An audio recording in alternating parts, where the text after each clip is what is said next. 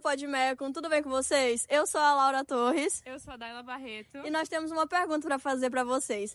Você sabe o que é o amicus curiae? O conceito de amicus curiae é uma expressão em latim que significa amigo da corte.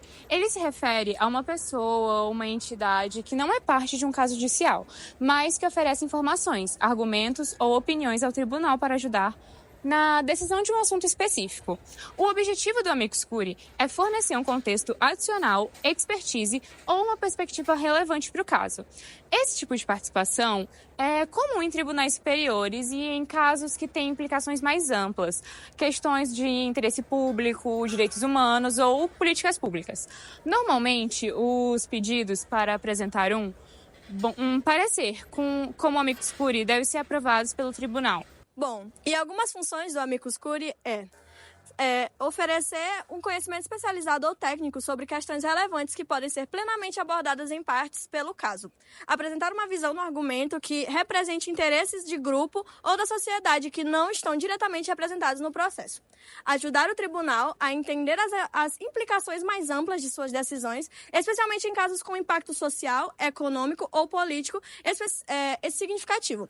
Contribuir para uma decisão mais informada e justa, garantindo que o tribunal tenha acesso a uma gama diversificada de opiniões e dados. E afinal, quem que pode desempenhar esse cargo? Qualquer pessoa ou uma entidade pode ser, desde que o tribunal permita a sua participação.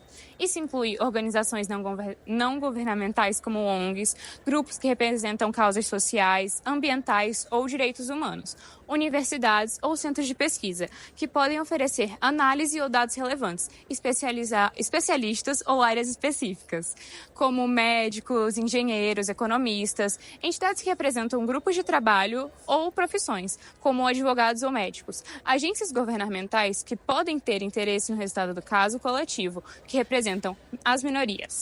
Bom, e para que o amicus curiae seja aceito em um processo judicial, geralmente são necessários os seguintes passos e requisitos. O interessado deve apresentar um pedido ao tribunal, conhecido como pedido de ingresso com o amicus curiae. O pedido deve incluir uma explicação clara sobre o interesse do requerente no caso e, com sua participação, pode contribuir para a compreensão ou resolução da questão. Bom, e é importante demonstrar que o parecer ou a informação fornecida será relevante para o caso, oferecendo perspectivas que não foram abordadas pelas partes principais. O tribunal deve aprovar o pedido, a decisão de aceitar ou não o amicus curiae fica a critério do juiz ou do tribunal. Onde é mais comum? O amicus curiae é mais comum em casos que envolvem questões que afetam direitos fundamentais, como liberdade de expressão, igualdade e não discriminação. Casos que envolvem legislação ambiental, conservação de recursos naturais ou mudanças climáticas. Litígios que implicam significativas mudanças naturais na sociedade, como saúde pública, educação e bem-estar social. Casos que desafiam a interpretação das normas constitucionais ou que envolvem a aplicação da Constituição.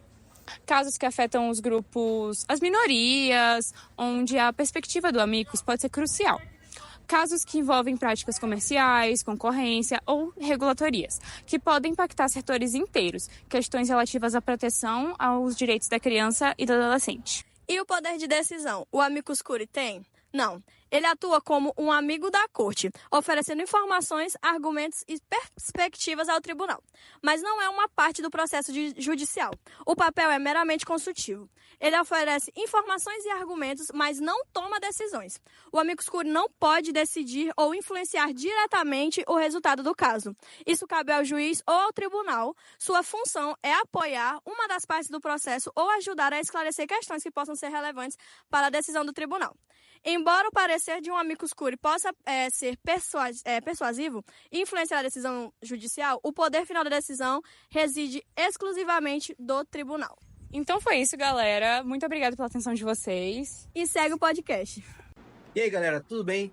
Bem-vindo ao Podmecum, nosso podcast sobre temas do direito. Eu sou o Lucas. Eu sou o Eduardo. Bem, e hoje nós vamos trazer um tema muito importante e um tema diferente, né? Sobre o amicus curiae. No nosso podcast hoje, nós trazemos diversos convidados que são especialistas e estudantes de direito que vão trazer casos, vão explicar o que é, para agregar conhecimento a nós e a vocês que estão assistindo. Bom, pessoal, vamos começar nosso dia de apresentações com os nossos doutores especialistas Amanda Romeu e Natan. Eles vão falar um pouco mais sobre o caso deles pra gente. Bem, recentemente eu vi que o STF ele reconheceu a união estável homoafetiva. Vocês podem me falar sobre esse caso e quem foi o amicus curiae nesse caso? E se houve um amicus curiae? Certo. Bom, essa decisão do STF de reconhecer a união estável homoafetiva, ela foi extremamente simbólica e transformadora, né? Quem atuou como amicus curiae nesse caso foi o Instituto Brasileiro de Direito da Família. E a participação do Instituto nesse caso foi fundamental para levar ao Supremo Tribunal Federal informações técnicas, sociais e jurídicas que mostravam ali como a ausência do reconhecimento legal nas uniões homoafetivas acabava resultando em desigualdade de direitos. O amicus curiae, ele tem exatamente esse papel, que é contribuir para o julgamento sem estar diretamente envolvido, sem estar fazendo parte ali do processo. E nesse caso, isso ajudou, né, a dar mais robustez à decisão. Eu concordo com a importante destacar. O Instituto Brasileiro de Direito da Família, atuando como amicus curiae, contribuiu de forma significativa ao trazer argumentos técnicos, jurídicos e sociais que enriqueceram o julgamento do STF.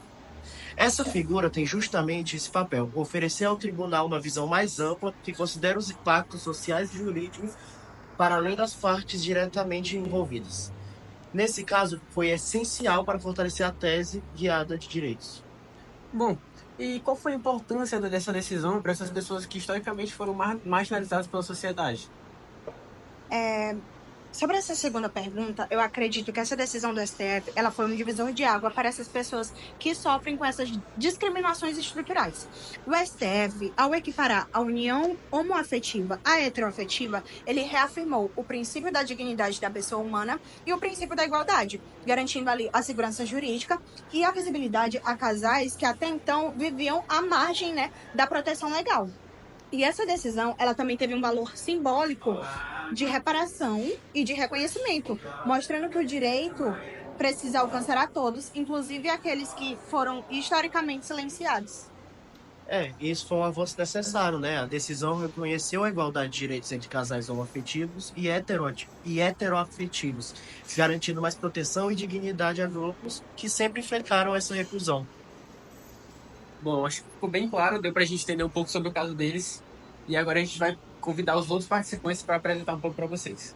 Bom, hoje nós estamos com nossos segundos convidados do dia, o especialista Pedro e o Kaique, e vamos discutir sobre um caso que eu vi recentemente, que o Supremo Tribunal Federal ele fez uma decisão que impacta diretamente o nosso sistema político. Vocês poderiam contextualizar o que foi e como é? Com certeza. Recentemente, o STF analisou a legalidade de certas práticas políticas, focando na proteção das normas constitucionais. Essa decisão destaca a importância de garantir um processo eleitoral justo. Quais foram as práticas específicas que foram questionadas? E por que elas foram questionadas? Quais foram as problemáticas delas? Bom, essas práticas envolvem questões como financiamento de campanhas e a transparência nas ações políticas. A legalidade dessas políticas são práticas fundamentais para manter a integridade do sistema eleitoral. E como essa decisão do STF pode afetar a confiança da população nas instituições? Bom, quando o STF assegura que as normas são seguidas, fortalece a legitimidade do processo eleitoral. Isso aumenta a confiança dos cidadãos nas instituições e incentiva a participação política.